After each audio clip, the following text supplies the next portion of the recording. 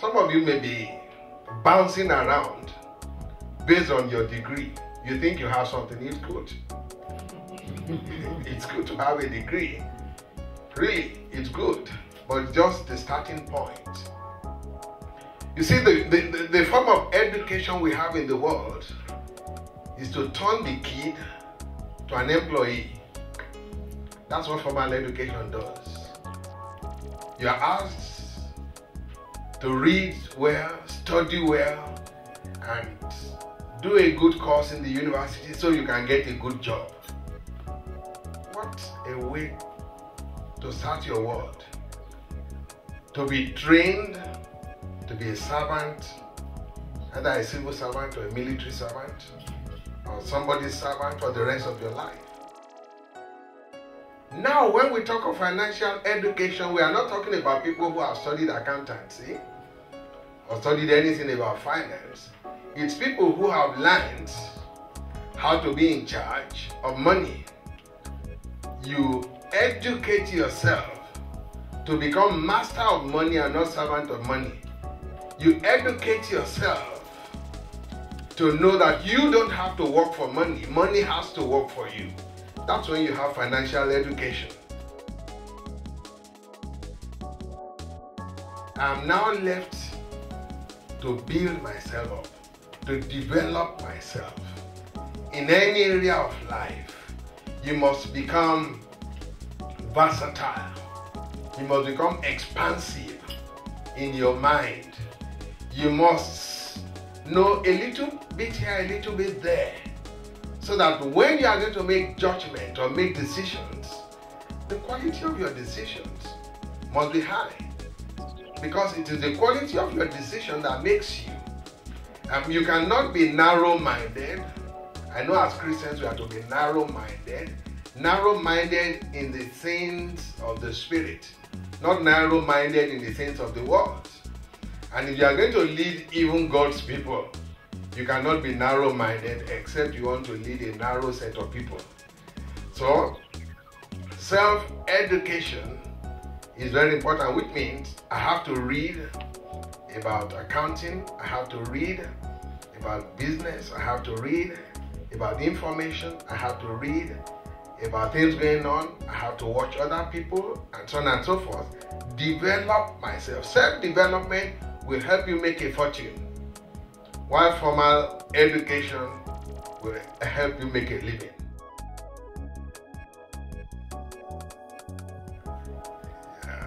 If we have the time, many of you won't have savings after I finish here.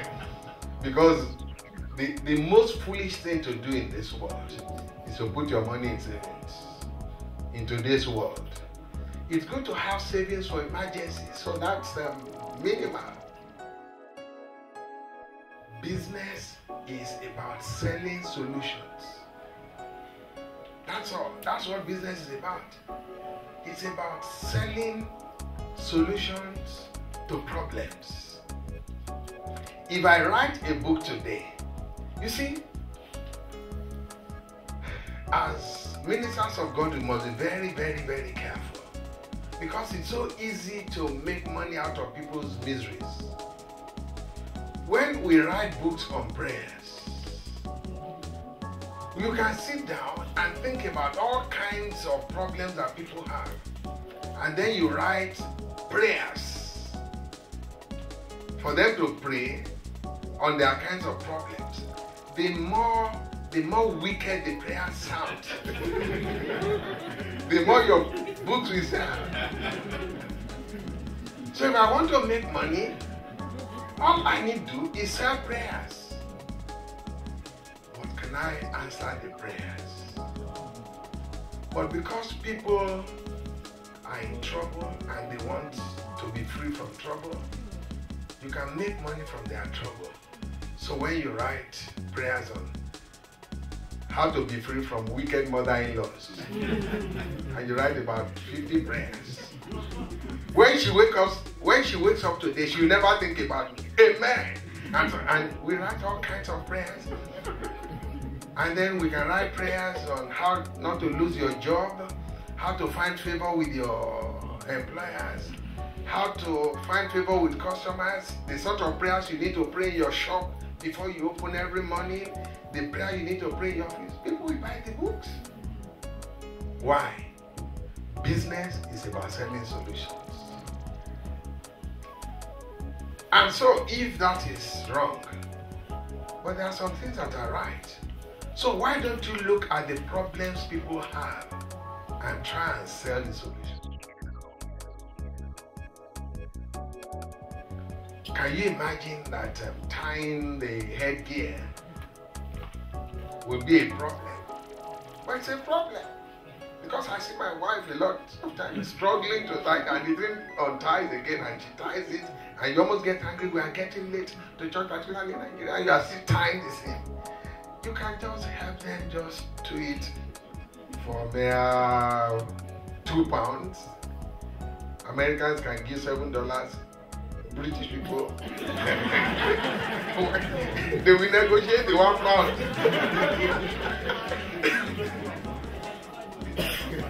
Oh, so there's £5. You are trying. Okay, when they tie it, you leave it permanently like that. You do it again. How much did you buy the giving?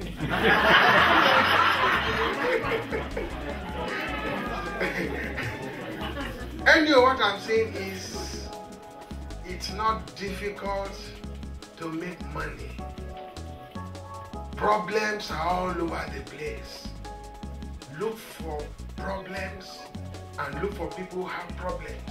The more people have problems, the more people have a particular type of problem, the more customers you have.